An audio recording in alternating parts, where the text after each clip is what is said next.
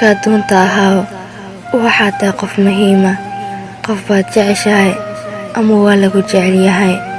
labadaba haddii aadan noqon waxaad tahay dhibane dantii waqtigu saamixi weyday inuu qof jeclaado.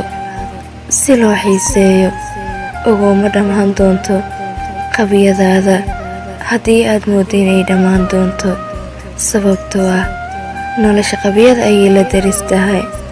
qiilkaa doonto u samey noloshaada, haddii aadan u talin naftaada maanta waa huwaal berina iyada ayaa kuu talin doonta.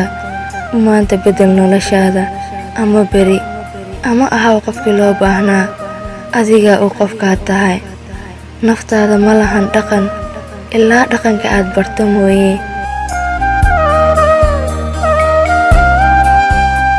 adiga isku day inaad noloshaada wax ka beddesho.